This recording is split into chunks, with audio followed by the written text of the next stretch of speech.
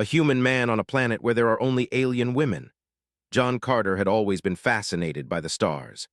Ever since he was a child, he spent countless nights lying on the roof of his small house, staring up at the sky and imagining what life might exist beyond Earth.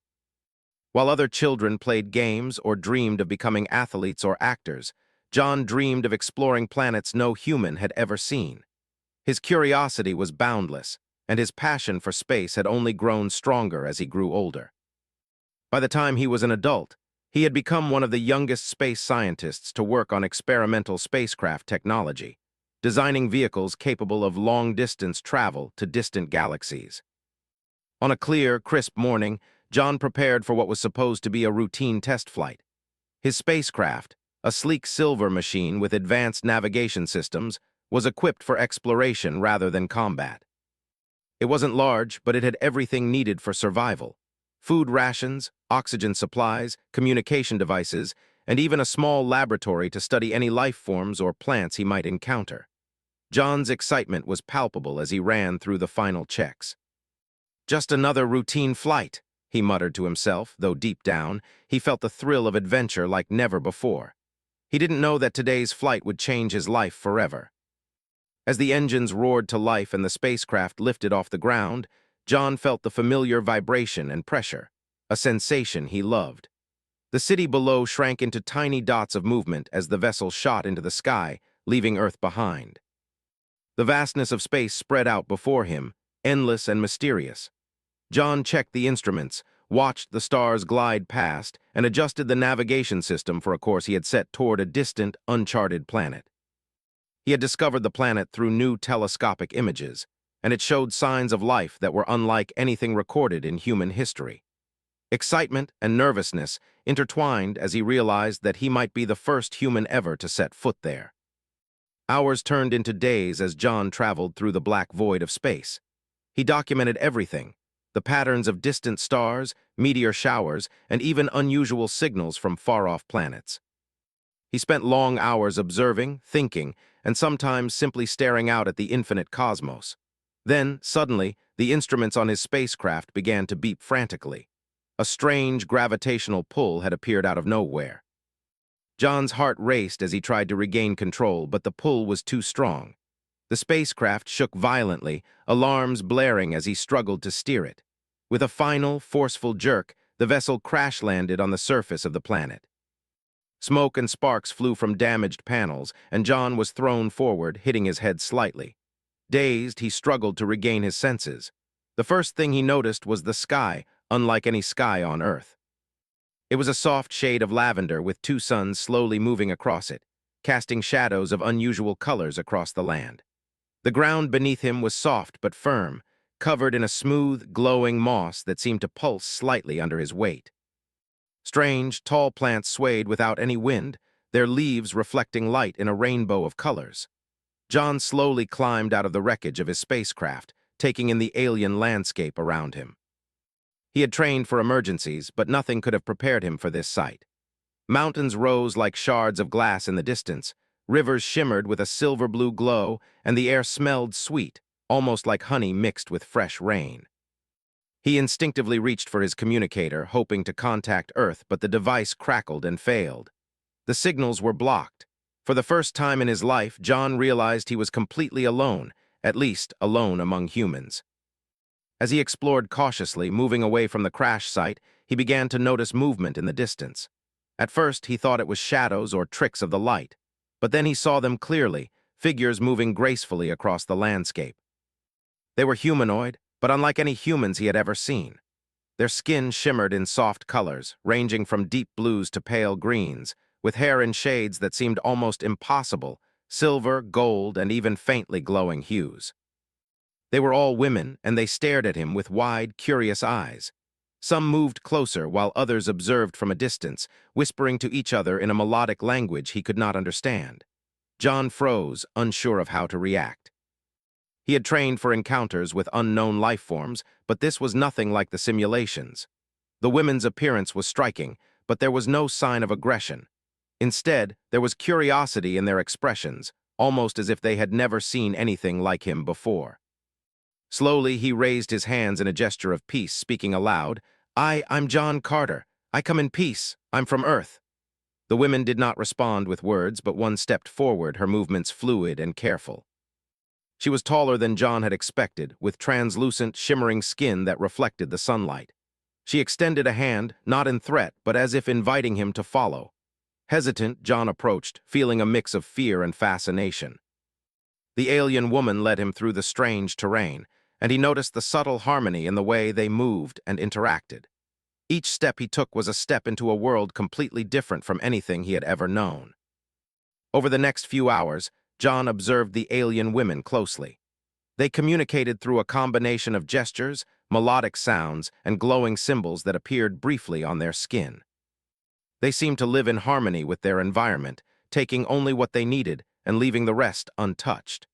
John could see that their society was organized, but not in the way humans organized cities. There were no buildings in the traditional sense, only structures that appeared to grow naturally from the ground, shaped by energy fields and delicate plant-like materials. It was as if the planet itself was part of their community.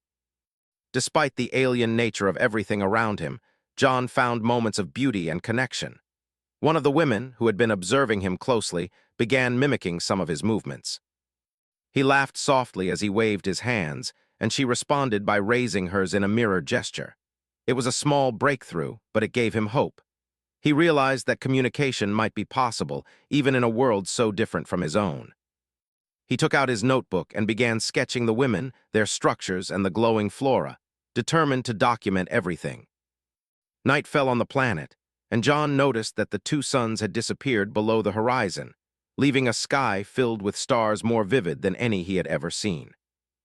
The alien women gathered near a glowing pond, creating a circle of light that seemed to rise from the ground itself. John watched from a distance, feeling both awe and humility. He understood that he had entered a world where he was not only a visitor, but also an anomaly, a human male in a society of women who had never seen his kind before. As he settled near the edge of the circle, John reflected on the events of the day. He had survived a crash, encountered beings from an entirely different world, and stepped into a society whose rules and customs were completely foreign. Yet, amidst the uncertainty and the strangeness, there was wonder, curiosity, and a sense of possibility. He felt the first stirrings of connection with these alien women, realizing that his adventure had only just begun. John drifted to sleep that night under the alien stars, the sounds of the planet surrounding him, soft rustlings, gentle melodic tones, and the occasional shimmer of light across the landscape. He had no idea what challenges awaited him, what dangers might lurk, or how he would adapt to life on this planet. But he knew one thing for certain: his life had changed forever. He was no longer just an explorer of space. He was a visitor in a world where he was the only human man among alien women, and the story of his survival and discovery was about to unfold in ways he could never have imagined. The morning after his first night on the alien planet, John Carter awoke to a world bathed in the soft glow of twin suns rising above the horizon. The landscape looked even more surreal in the morning light, the moss and plants shimmering as if sprinkled with tiny crystals. Though the beauty was mesmerizing, John's excitement quickly gave way to concern. He had survived the crash, but he now faced the reality of living in a world completely different from Earth. Every small task, from finding food to understanding how to move safely across the land, was a challenge unlike anything he had ever encountered. John started with the basics. He needed water. On Earth, it was simple. He could open a tap or go to a river. Here, the glowing rivers he had seen seemed harmless but were unlike anything he recognized. Carefully, he approached one of the silver-blue streams and knelt to test it. To his surprise, the water seemed to react to his presence. Ripples glowed under his fingers, and a faint, melodic hum rose from the surface. Hesitant but thirsty, he took a small sip. It tasted sweet and refreshing, unlike any water he had known, but it left him with a strange, tingling sensation that quickly faded. John made a mental note. Everything on this planet might interact with humans in ways he didn't yet understand. While he was examining the water, the alien women reappeared. Their presence was both comforting and intimidating. They watched him quietly from a distance, their glowing eyes curious and unblinking. John tried to gesture a friendly hello, and one of the women moved closer, tilting her head as if trying to understand him. He realized that despite the vast differences in language and appearance, communication might still be possible. Slowly, he began to point at objects, making simple sounds to describe them. The women responded with soft tones and glowing patterns on their skin. Though he could not understand the exact meanings, John sensed their intention was not to harm, but to teach. As the hours passed, John faced his first real challenge, understanding the social structure of this alien society. The women moved with coordinated grace, seemingly knowing instinctively who should lead or follow in different situations. He noticed that certain women took charge when guiding him through the strange terrain, while others observed from a distance, offering silent protection. There were no spoken commands he could understand, yet the hierarchy was clear. John realized that his usual way of organizing and commanding was useless here.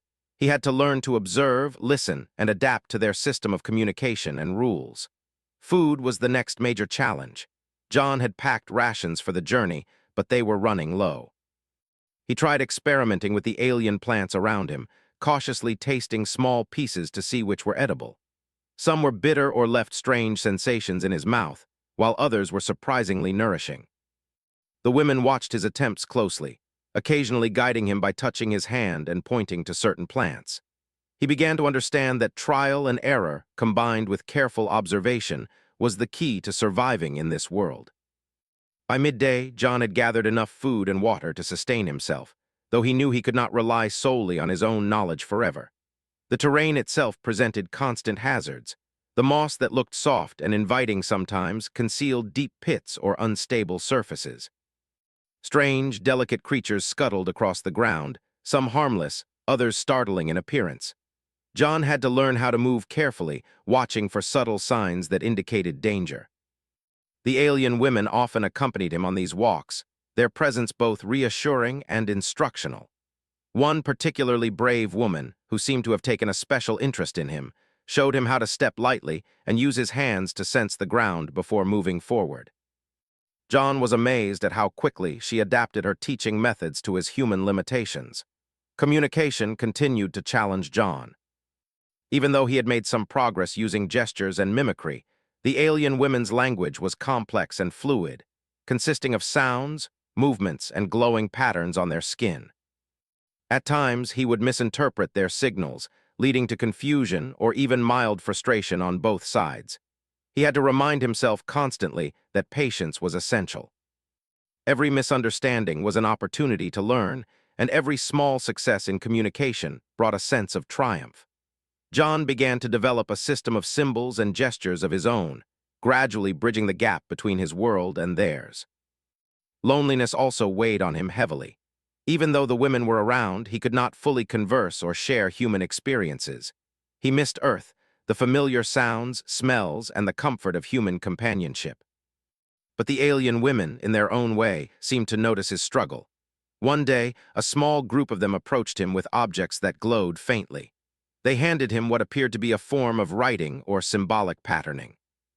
Though he could not read it, John realized they were offering a way to communicate that went beyond gestures. It was the first sign that he might be able to connect with them on a deeper level. John's sense of time also changed. On Earth, he had been accustomed to schedules and routines, but here, the flow of life was guided by natural rhythms he didn't yet understand. The twin suns created a unique day-night cycle, and the alien women's activities seemed tied to subtle environmental cues rather than clocks. At first, he struggled to adapt, often finding himself awake at odd hours or unsure when it was safe to travel. Slowly, he began to observe the patterns. When certain glowing plants opened, when melodic calls echoed across the landscape, and when the women gathered in groups. He realized that survival depended not only on physical adaptation, but on understanding the planet's natural rhythm. One of the most difficult challenges was trust. John knew that his presence was unusual, and the alien women might have seen him as a threat at first. He had to prove, through his actions, that he was peaceful and willing to learn. Simple gestures, like helping carry objects, mimicking their movements, or carefully observing their customs, helped him earn their cautious trust. Over time, a few women began to approach him more frequently, staying close as he explored or performed tasks. This growing trust was a turning point, giving John a sense of belonging that he had not expected to feel so soon. Despite the challenges, John's curiosity never waned. He began to explore beyond the immediate area of his crash, venturing into alien forests, hills, and glowing fields. Everywhere he went, he observed the women interacting with the environment in ways that seemed impossible. Some used gestures to influence the growth of plants, while others called out melodically, causing creatures to appear or move. John documented everything meticulously in his notebook, understanding that his observations might one day be invaluable, not just for survival, but for understanding an entirely new civilization. As days passed into weeks, John faced a personal challenge he had never expected, adapting emotionally. The initial fear and awe gave way to a deep sense of isolation, even as he made progress in communication and survival. He realized that his experience here would change him fundamentally, reshaping how he thought about community, cooperation, and connection. The Alien Women's Society emphasized harmony, empathy, and observation, qualities John had not always prioritized on Earth. Slowly, he began to see the value in their approach, learning lessons about patience, respect, and humility that he could never have learned in a human society. Food, water, and shelter became second nature to John after several weeks, but new challenges continued to emerge. Weather patterns on the planet were unlike anything he had studied. Sudden flashes of light in the sky, bursts of wind that carried sparkling dust, and occasional tremors in the ground required constant vigilance. The alien women guided him through these events, showing him safe places to shelter and how to read subtle signs in the environment. Each challenge, while daunting, became an opportunity for learning and growth. John also began experimenting with building small tools and shelters using local materials. Unlike Earth, the materials here were semi-living and reactive. Rocks could shift slightly, plants could bend or stretch, and the glowing moss could provide light at night. At first, his attempts were clumsy, often collapsing or producing unexpected results. But with the women's guidance and repeated practice, John learned to adapt his engineering skills to the alien environment. Every small success was a triumph, reinforcing the idea that he could survive and even thrive on this planet. By the end of the second month, John realized that the initial challenges he had faced were only the beginning of his journey. He had learned to survive physically, begun to communicate in meaningful ways, and started to understand the rhythms and patterns of the alien society. Yet he knew that deeper challenges awaited, understanding the culture fully, forming bonds beyond curiosity, and discovering his place in a world that was not his own.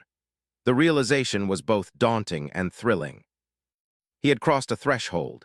He was no longer simply a visitor, but a participant in a living, breathing society that existed far beyond human understanding. By the time the third month arrived, John Carter had begun to feel a strange sense of belonging on the alien planet. The early days of panic, fear, and uncertainty had gradually been replaced by curiosity, determination, and a growing understanding of the world around him. He no longer approached every glowing plant, shimmering stream, or floating insect with caution and hesitation. Instead, he observed, experimented, and learned how to move and interact in ways that minimized risk while maximizing his understanding. But the greatest change came not from mastering survival skills, it came from connection. John had noticed early on that the alien women were not just passive observers. They seemed genuinely interested in him, the strange human male who had fallen from the sky. At first, the interactions were cautious. The women would mimic his gestures, or he would mimic theirs, and sometimes their glowing patterns on the skin would ripple in ways that seemed playful, almost teasing. These small exchanges were subtle but meaningful. John realized that despite the differences in species, communication, and culture, the desire to connect was universal. Slowly, trust began to grow on both sides. One of the women, whom John named Liara for ease of thought, became particularly significant. She had a calm presence and seemed to watch John more closely than the others, stepping in when he struggled or needed guidance. John noticed her gestures, her glowing skin patterns, and her melodic sounds. Though he could not yet understand them fully, he began to recognize certain meanings. When she extended a hand in a circular motion, it seemed to signal him to follow. When she touched her chest and then pointed to him, it seemed to signify attention or focus. Through repeated observation, John started to build a rudimentary understanding of the language, one gesture at a time. John realized that the planet itself was almost a living classroom. The alien women interacted with the environment in ways he had never seen. They could coax plants to grow or bend, call animals toward or away from them, and even manipulate streams of water in ways that suggested an intuitive connection to energy flows he could barely comprehend. At first, he was intimidated, thinking he could never match their skill. But Liara and the others she guided began to involve him in small tasks. He learned to observe patterns, predict natural movements, and use simple gestures to assist in these processes. It was slow work, filled with trial and error, but every small success encouraged him to try again. The human need for understanding and being understood became John's primary motivation. He discovered that simple exchanges, sharing water, helping to arrange glowing moss, or mimicking a movement correctly, produced smiles, glowing lights, and melodic sounds of approval. Each day, he learned a little more, and the alien women began to trust him more fully. They allowed him closer to their daily lives, inviting him to watch how they gathered energy from the plants, how they cared for the creatures of the land, and how they maintained harmony with the environment. John's perspective began to shift. He realized that survival alone was not enough. To truly live here, he needed to understand and participate in the culture. John's adaptation was not purely physical. Emotionally, he was changing as well. He had once taken human interactions and community for granted, but on this planet, he learned their value anew. The alien women's society was cooperative in a way that humans rarely practiced. Every action had purpose and consequence, every individual contributed to the whole, and every gesture carried meaning. John began to understand subtle social cues, learning when to step forward, when to step back, and how to show respect without words. He found that patience and observation were as important as courage and skill. Food preparation became another area of connection. The alien plants were unusual and required careful handling. Some plants emitted light when touched, others had surfaces that reacted to warmth or sound. John's human methods of cooking were useless here. Instead, he learned from the women, observing how they combined glowing leaves, energy-rich fruits, and flowing water from the streams to create nourishing meals. John began to participate actively, sometimes carrying ingredients, sometimes arranging them in ways that mimicked the women's patterns. Each meal became a shared ritual, reinforcing bonds and creating trust. One morning, as the twin suns rose, John accompanied Liara to a distant valley where the other women gathered each day. Here, the interactions grew more complex. They communicated through layers of gestures, light patterns, and melodic tones that shifted depending on context. John realized that his understanding was still rudimentary, but he could now participate in small ways, helping organize materials, assisting in subtle plant movements, or signaling a correct response to a query. Each correct action produced soft lights and melodic sounds, which he learned to recognize as encouragement. Slowly, he became part of the rhythm of their society. John also began to explore creative collaboration. The alien women valued not just practical skills, but artistry and innovation. They would arrange moss and plants into patterns that glowed with energy, creating shapes that seemed to tell stories or celebrate events. At first, John tried to imitate, but his creations were clumsy. The women, however, guided him patiently. Liara would adjust his movements, showing him how to touch the moss gently or combine colors for maximum effect. Over weeks, John developed a style of his own, blending human ingenuity with alien techniques. The result was not perfect, but it was appreciated. The glowing lights and melodic sounds that greeted his efforts became a source of pride and connection. Adaptation also extended to movement and physical interaction with the planet. The terrain could be unpredictable, and John had to learn how to balance, jump, or climb without damaging the delicate surfaces. Some areas responded to pressure or touch in unusual ways. Stepping too hard could collapse a plant's structure or startle a creature. The women taught him to move as they did, lightly, fluidly, and with constant observation. At first, his attempts were awkward and clumsy, but repeated practice and guidance allowed him to move almost seamlessly. Soon, he was able to explore farther and with greater confidence, earning trust and admiration from the women. John began to realize that the alien women were also learning from him. His human perspective was different, and while his knowledge of technology or certain survival skills was limited compared to theirs, he offered new ideas. He experimented with combining simple human tools with alien materials. Sometimes these experiments failed spectacularly, producing sparks or collapsing patterns. Other times, they succeeded, creating temporary bridges or devices that could hold water or move light energy. The women observed with fascination, and through these exchanges, mutual respect grew. John understood that adaptation was a two-way process.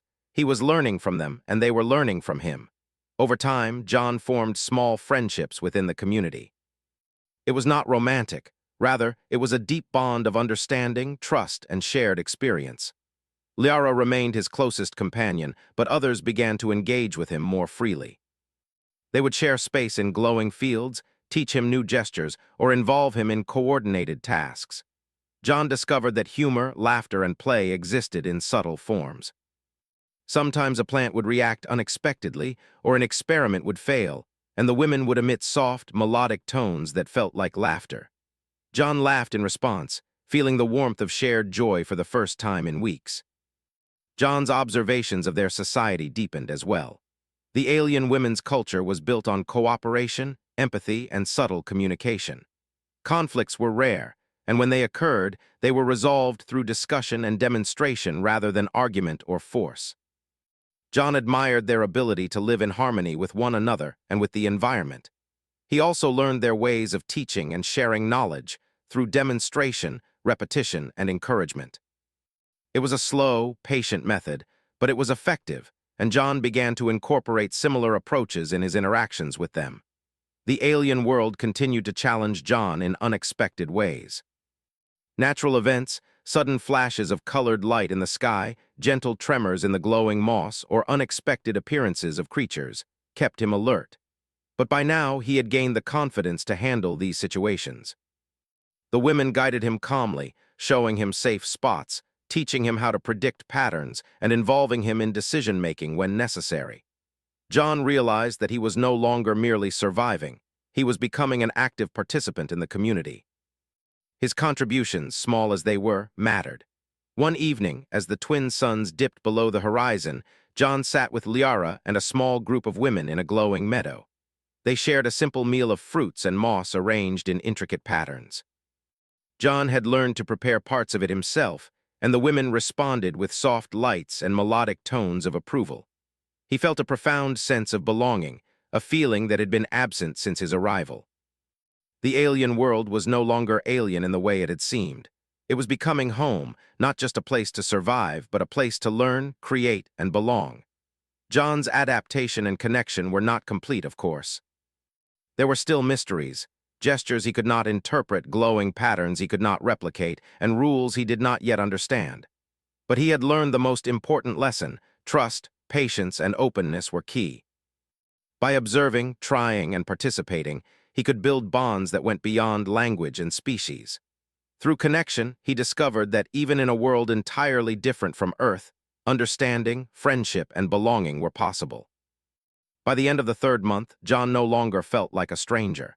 He had learned to survive, to communicate, and to contribute meaningfully to the alien society. He had discovered joy, curiosity, and the subtle pleasures of shared experiences. The alien women no longer saw him merely as a human visitor. They treated him as part of their world, albeit a unique one.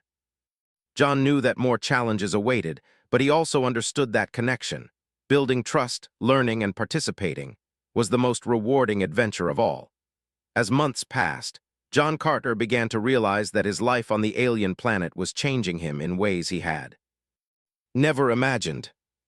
At first, his focus had been survival, finding food, water, and shelter, and learning to move safely across the alien terrain. Then, it had shifted to understanding and communicating with the alien women, building trust, and participating in their society. But now, John felt something deeper stirring within him: transformation. He was not just adapting to life on this planet. He was becoming part of it in a way that went far beyond physical survival. John's understanding of the planet and its people had grown remarkably. He had observed the alien women's ways of interacting with the environment.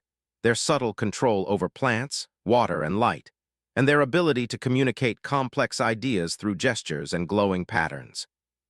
At first, he had been intimidated, thinking that humans could never reach such harmony with a world so different from their own.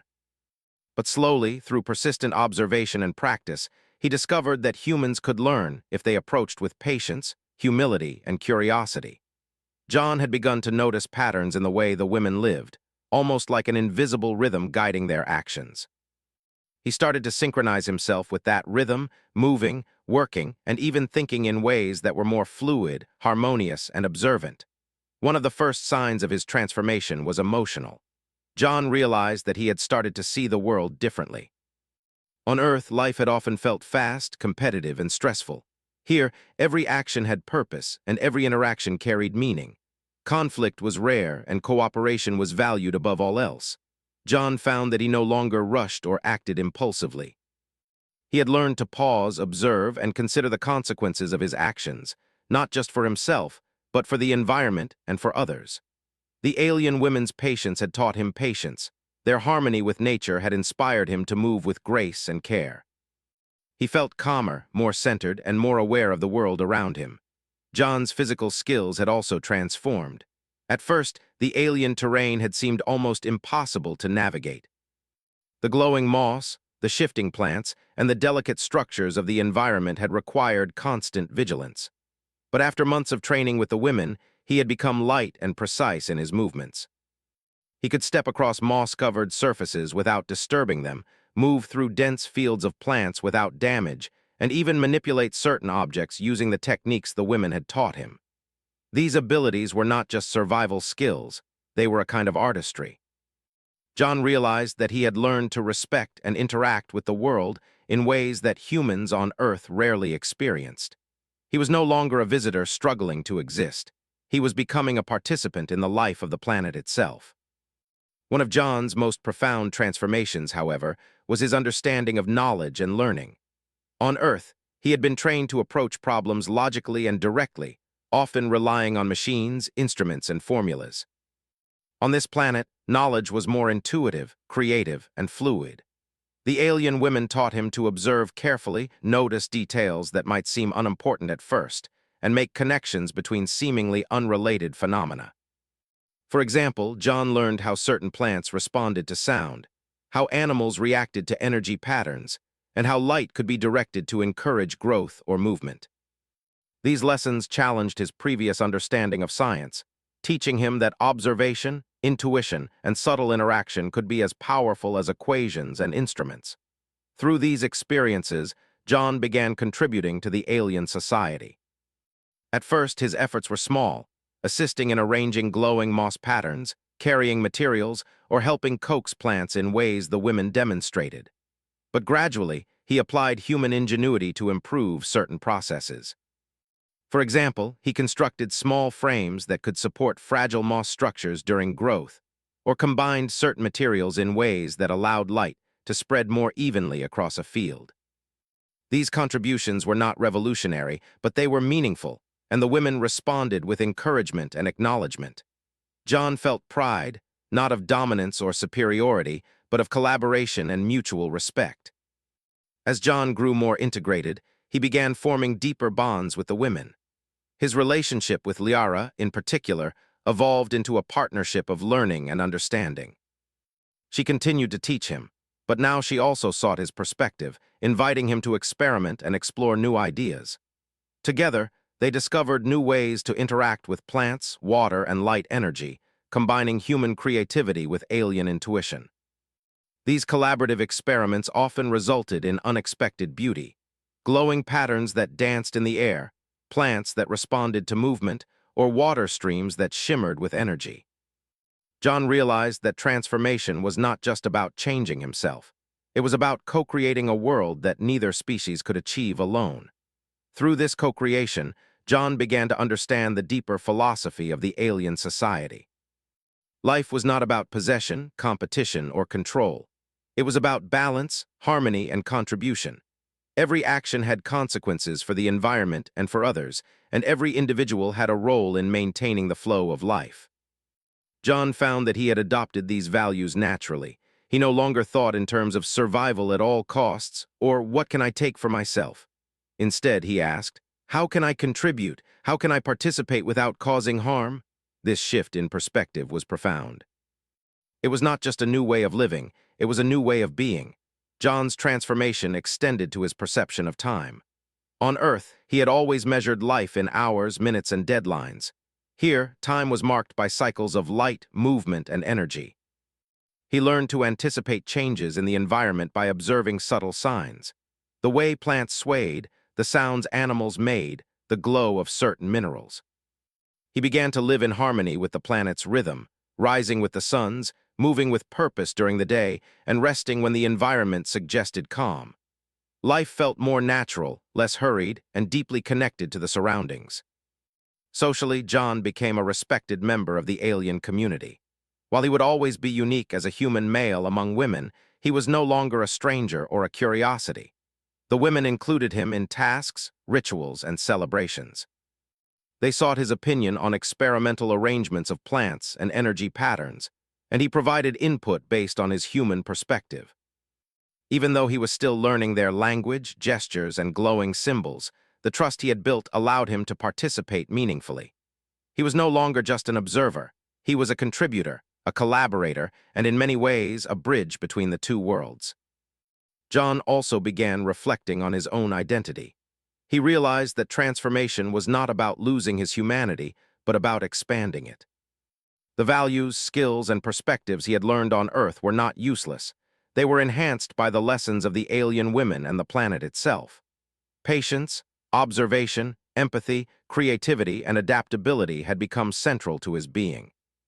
He recognized that transformation was a lifelong process, but this period of months on the alien planet had accelerated it in ways he could never have anticipated.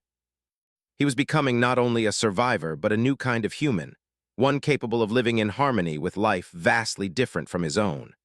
One day, while exploring a forest with Liara, John encountered a particularly striking phenomenon. A clearing in the forest seemed to pulse with light and energy, almost as if the land itself was alive and communicating. Liara guided him to place his hands gently on the glowing moss, encouraging him to sense its energy. John felt warmth, movement, and a subtle vibration that connected him to the surrounding plants and creatures. In that moment, he realized the depth of his transformation. He no longer felt separate from the planet. He was part of its living network. He had learned to observe, participate, and respect the energy flows around him, becoming a conscious participant in a world far different from Earth. John's contributions also inspired others. The alien women began to experiment with his suggestions, incorporating elements of human creativity and logic into their own practices. He was invited to assist in designing larger patterns that affected entire fields, combining light, water, and energy flows in ways that were both beautiful and functional. John marveled at the collaborative results. It was a form of art, science, and social connection all at once. He realized that transformation was not only personal, it was communal. By changing himself, he had influenced and enhanced the society around him. Even small daily routines reflected his transformation. Where he had once stumbled over simple tasks, gathering food, navigating terrain, or communicating basic ideas, he now moved with confidence and precision. His senses had sharpened. He could anticipate movements of plants and creatures, recognize subtle cues from the women, and respond appropriately without hesitation. Each day brought new opportunities to grow, to learn, and to connect.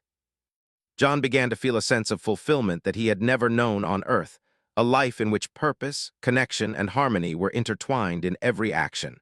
John also reflected on the emotional growth he had experienced. Initially, he had been lonely and overwhelmed.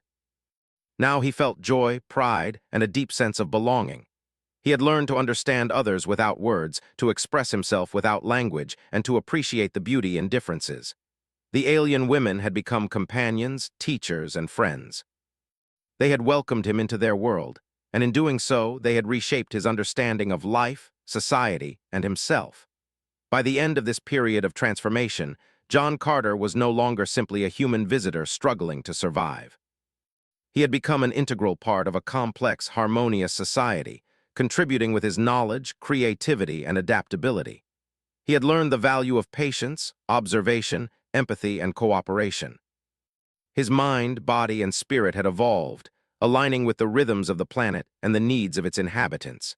He understood that life was not about domination or possession, but about participation, respect, and growth.